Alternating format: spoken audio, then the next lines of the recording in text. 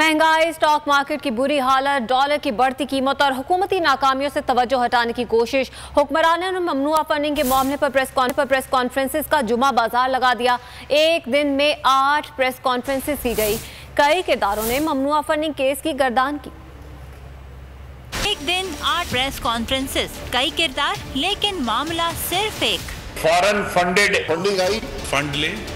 इमरान खान की मकबूलियत से खौफजदा हुक्मरान आवाम की तवज्जो असल मसाइल से हटाने के लिए दिन भर एक के बाद एक प्रेस कॉन्फ्रेंसेस करते रहे।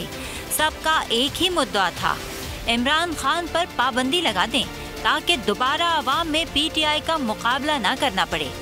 कानून और आइन के मुताबिक जो है वो एक फैसला दिया। एक फॉरेन फंडेड एजेंट होने की जो है तमाम तर शवाहिद जो है, तमाम तर एविडेंस जो है वो इस फैसले में जो आज इलेक्शन कमीशन ने दिया है उसमें मौजूद है। और आज साबित हो गया कि हिंदुस्तान की लॉबी यहूदी लॉबी लेके आई। और पाकिस्तान का ये कानून इजाजत नहीं देता कि ये जो फंडिंग है कंपनी से या शहरियत से, वो सियासी मकासद के लिए इस्तेमाल।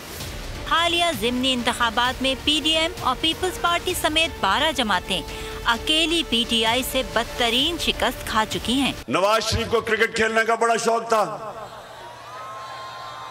लेकिन वो क्रिकेट भी खेलता था अंपायर अपने खड़े करके। लगता है अवामी अदालत और मुआशी मैदान में नाकाम हुक्मरान अब आइंदा इलेक्शन में अकेले ही भागना चाहते हैं।